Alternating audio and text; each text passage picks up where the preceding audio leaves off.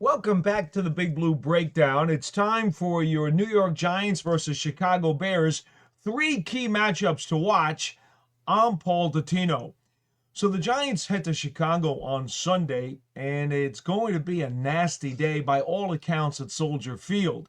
They're looking at temperatures in the mid 30s, possible showers, possible snow flurries, winds of at least 15 to 20 miles an hour with gusts of who knows. And in Chicago, believe it or not, that's actually been a very big story because Caleb Williams, their starting quarterback, has only played 2 games in that type of nasty weather in his very short career. Now, he fared okay in them, but there are still people out in Chicago who are making a very big deal about nasty winter Chicago weather. How that might impact this game, I don't really know, but here's what I can say. The Chicago Bears are right now fourth in the National Football League in overall offense at 378 yards a game and second in the NFL in rushing at 144 yards a game. So what do you think they're going to try to do in nasty, bad weather coming off of the lake? Yeah, run the ball. All right, before we get to our key matchups, and this is going to be a very interesting program because we're talking more about units than we are about individual players. And I'll explain a little bit more as we get into it. But I do want to mention Giants injury situations. There are a few that they'll be watching very, very closely before the final status report comes out Friday afternoon. Now, Cordell Flott, one of the Giants' starting corners, has been cleared from the concussion protocol. He had a full practice on Thursday, and so he is A-OK to go. A big deal for the Giants, obviously, because they have been very short at corner. Also, we're looking at Graham Gano, who's going to try to kick on Friday. He has a sore neck. He talked about it to reporters on Thursday afternoon. Because of the neck, which apparently the doctors decided was some type of disc problem, he had to have a shot in his spine. Now, he says that doesn't make any difference for him, his ability to kick. However, that's got to be something that's going to be on his mind. Again, he will try to kick on Friday. It might even go until Saturday morning through the walkthrough until the Giants make a decision as to what they will do with him. Head coach Brian Daboll has already said that it will be Young-Ho Koo, the former Atlanta Falcons kicker who is on the Giants practice squad and has been around for a few weeks. He is the guy they're looking to get ready to kick in Chicago should Gano not be able to make it. So that's kind of where we stand with those two guys, two significant injury factors that have changed during the course of this week. Jermaine Illuminor has started to work on a limited basis with a sore pectoral muscle. He's the Giants' starting right tackle. The arrow is starting to point up on him, but I do think they want to be very cautious before putting him back into the lineup. Those are just a couple of the very significant injuries to talk about with the Giants. They are 2-7. They have lost 3 in a row. They are going on the road where they have not won a game yet this season. To be honest with you, folks, it's been a little bit of a tough go, and I think you all understand that. And it could only get tougher if they are unable to pull off this game against the Bears. Chicago, meanwhile, defensively, they have had as many troubles as the Giants have had, but I did mention to you some of their offensive statistics. They are 5-3 on the season. They're coming off an unbelievably incredible and dramatic 47-42 win in Cincinnati. If you saw any of the clips on NFL highlights, you will understand why. A wild and woolly game, busting the scoreboard basically with the kind of numbers that they were putting up. But the most important number, in all honesty, when you talk about the Chicago Bears this season, is that they lead the NFL by far in turnover ratio. They are number 1 in the league with 13 interceptions, number 1 in the league with 19 takeaways, and number 1 in the league with a plus 13 turnover ratio.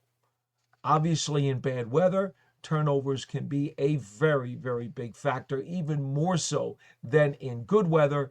And the Bears have thrived on turnovers this season.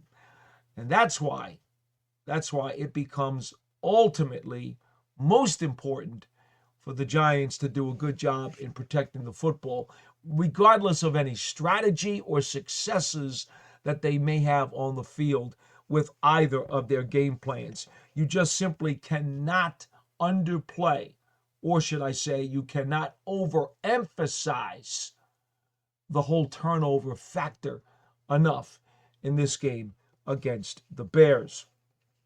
So we're going to get right to the 3 key matchups to watch a little more quickly than usual in this particular program, because as I mentioned, it's going to be, in all honesty, about units instead of players. So we're going to start with the number 1 matchup, and because turnovers are such a huge factor, at least we believe so in this situation, we're going to go with Kevin Byard and Jaquan Brisker, the 2 safeties in the Chicago Bears secondary, against Giants rookie quarterback Jackson Dart. Now, Dart has done a marvelous job so far this year in taking care of the football. As many times as he's been hit, he really hasn't given it up a whole heck of a lot. 3 interceptions thrown in 175 attempts, an interception percentage of just a little over 1.5% of his passes. So he's been really good about not putting the ball in harm's way. In fact, outside of the Giants game in New Orleans, when they had a combined 5 turnovers in the game, they've actually done a solid job in handling the football for the most part. But you have one of those games like you did in New Orleans, and it's a charity case. It's just that simple. And the Bears are the kind of defense that can cause you to give them the football. I want to give you some numbers, though. These are very important when you consider the Bears, because they're getting right now, and I mentioned the interception number, Byard has 4 picks. Brisker only has 1. But there will be a temptation, despite the poor weather, there will be a temptation to take some deep shots against them. Because, as I said, defensively, they're having as much trouble as the Giants. Both teams are averaging about 28 points a game allowed. They are in the bottom handful of teams, both of them, in the National Football League. And when you talk about Byard, well, he's dealing with a bad back and a bad ankle. He's been limited to practice. This year, he has allowed 3 touchdown passes already. Brisker has allowed 4 touchdown passes. And the interesting part for him is that he also leads the Chicago Bears with 7 missed tackles. And they actually have been very poor this year with missed tackles. It's been a much bigger problem than it has for the Giants. In fact, one of the data services has the Giants for 35 missed tackles on the season and the Chicago Bears with 50. That's 50 missed tackles. So we are talking about a defense that has had a lot of problems, especially big plays in the secondary. They make big plays with interceptions to the Bears, but they also give up big plays. So this is something that absolutely has to be talked about as the number 1 item, I believe, in this game, because turnovers are even more important than a running game that can control a football game. Turnovers are the great neutralizer no matter what. So in keeping with that part of the equation, the Giants' receiving core is still a bit of a puzzle. We're going to assume that Ray McCloud, who played over 50 snaps and over 90% of the plays last week against San Francisco, we're going to assume that he's going to be one of the three primary targets because the Giants will run a ton of 11 personnel, you would think, against the Bears, given the fact that their secondary does give up a lot of passing yardage and big plays. And even though the weather is not going to be very good, Giants do seem to have a propensity, even though they had a recent stretch where they ran a lot of double tight ends, they seem to really want to run a lot of three wides. And if they're going to keep doing that, we're probably thinking about Robinson and Slayton and maybe Ray McCloud. Now, here's the interesting part about that Bears secondary. When you look at Nahshon Wright, their right corner, and this is why I'm going to kind of bleed this matchup or this unit into the first point that we made about Dart and the passing game. Guess who their nickel corner is? Well, it's Nick McCloud, the former Giant, who has allowed 18 completions on 19 targets this year for 196 yards and 2 touchdowns. Nahshon Wright, their starting right corner, who you would think, depending upon how the Giants want to line it up, they're going to put one of their 2 speed guys out there on opposite him, which would be either Ray McCloud or it would be, in all honesty, Darius Slayton. Well, Wright has 5 missed tackles on the season. He's given up 24 completions on 40 targets for 372 yards and 4 touchdowns. So, wow, when you talk about big plays for and against, that's certainly an area that's going to be extremely interesting for the Giants. Again, the weather, depending upon how bad it is, it's not good in the forecast, but depending upon how bad it is, certainly if there's a part in the game where the weather seems to have calmed down some, you could see the Giants taking some shots with Dart downfield against the Chicago D and trying to exploit what has been a problematic secondary for the Bears. I should mention Brisker, one of the safeties that we had earlier talked about in this program. Well, with the troubles that he has had this year, again, 7 missed tackles and allowing 4 touchdown passes, he's the strong safety, which means you certainly could get the itch if you wanted to go against him using Theo Johnson. I know he's had 5 drops this year, and that's extremely disappointing. But this might be a game where Johnson can get those things fixed. Or maybe you just use Daniel Bellinger and decide, you know what, Bellinger usually has been a reliable pass catcher during the course of his career. He's not as, quote, athletic as Johnson, but maybe Bellinger is a guy that you want to use and isolate him against Brisker, who has had an awful lot of trouble in terms of dealing with missed tackles and dealing with touchdown passes. So there's kind of, it's not an individual key matchup, it's really unit matchups. Bears secondary, not only against Jackson Dart, but in all honesty, truly against the Giants receiving corps. I just don't know how the Giants are going to match up or play it, given the personnel that they have. It'd be a lot easier to talk about if Malik Neighbors was not on injury reserve. You know exactly where the Giants would go and how they would choose to exploit the Bears secondary in that case. Okay, so let's go to our second key matchup, and this again is more of a unit thing.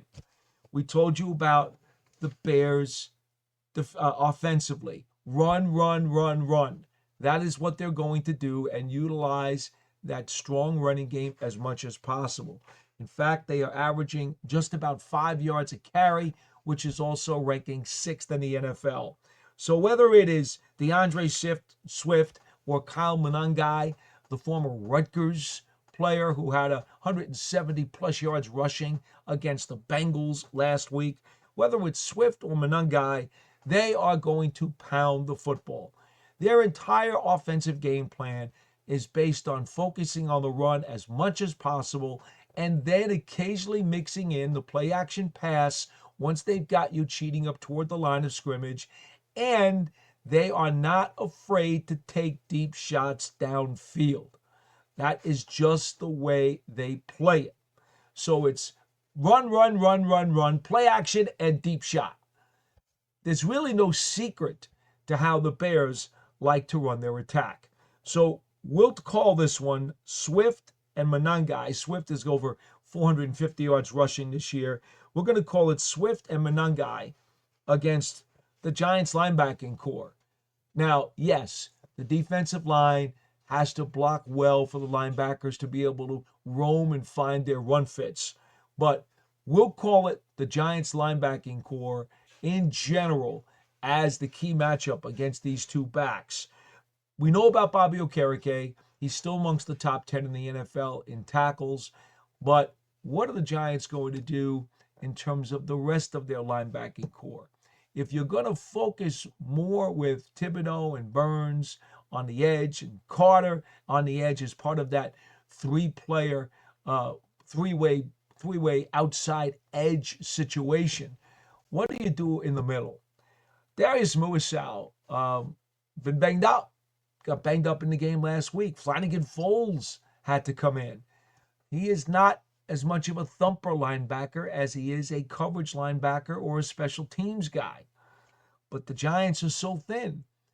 They've got to figure out how they're going to play this. Now, there is no doubt when you look at the Bears' rushing attack, what do they want to do when they keep the football on the ground? Well, let's see. When they run wide to the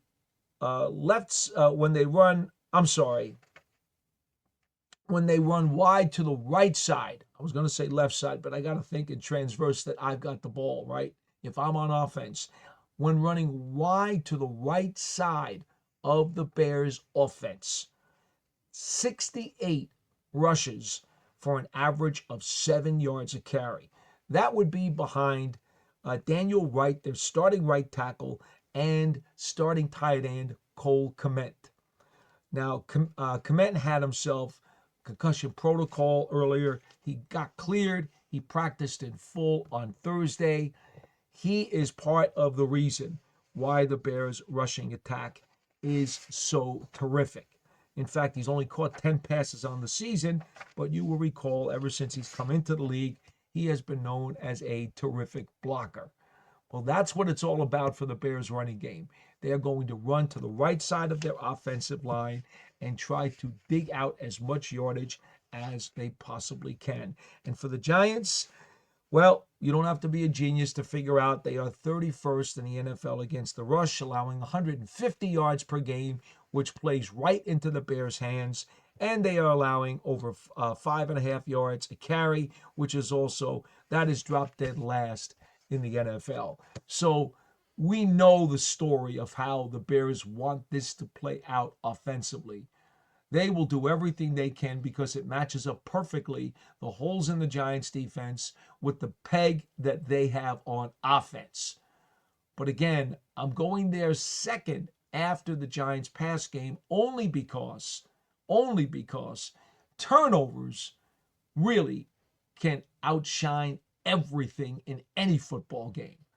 So Giants ball security in the pass game is really, for me, is going to be the number one factor that could swing this game either way. The Bears' run game is going to be number two.